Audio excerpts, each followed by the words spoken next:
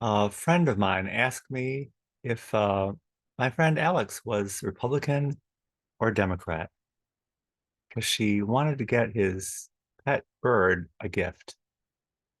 I said Alex was a Democrat until the pandemic and all the rioting and looting that took place here in Chicago. It really made a negative impact on him.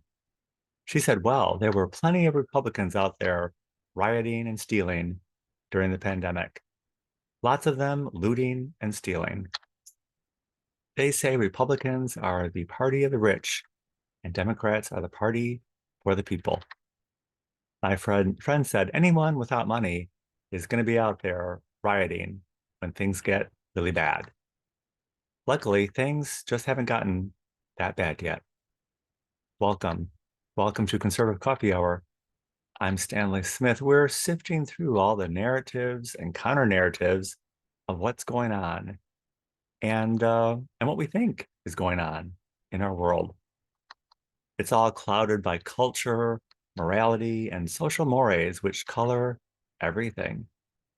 If we're honest, we can see many gaps and errors in our thinking. We don't need to be right or wrong all the time. Somewhere in there is unity. In the study of genetics, they say there's more genetic diversity in the African Congo than in the US. We think of the United States as the melting pot, but it's surprisingly homogeneous, genetically speaking. In that way, we're surprisingly united. On the spectrum of liberal minded and conservative, we're all liberal compared to the rest of the world, which is essentially still living in the Stone Age when measured by the matrix of class, gender, and social mobility.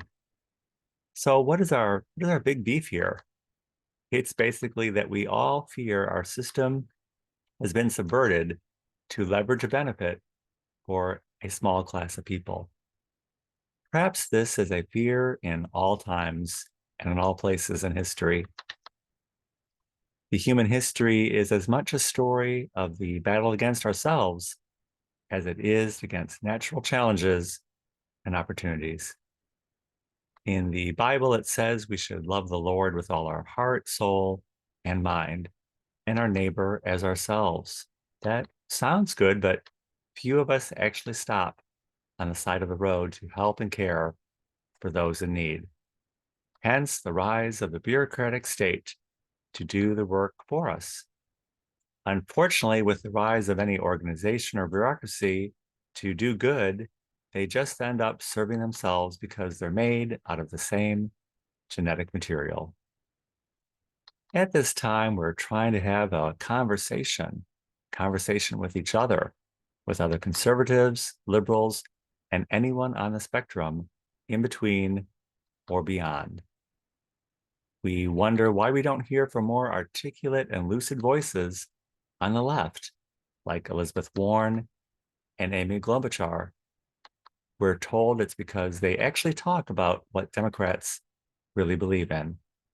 Apparently, they're not supposed to do that because it turns off a portion of the electorate. We're not interested in a he said, she said shouting match. We want to hear what people have to say and what they believe. Also, we're encouraging people to register to vote and to plan to vote in the upcoming election. This is a conversation we can have. Recent donations to the Trump campaign average $71. A third of donations are from first-time donors donating to a political campaign for the first time in their lives. This is a way to be vested and engaged. It's also a great narrative. None of us are going to get it 100% correct, but we can lean into narratives which engage, uplift, motivate, and even inspire without having to get into an argument about who's right and who's wrong. A house divided can't stand, not because it's cut in half, but because it's made out of the same material. There can't be a them and an us in this house or in the nation.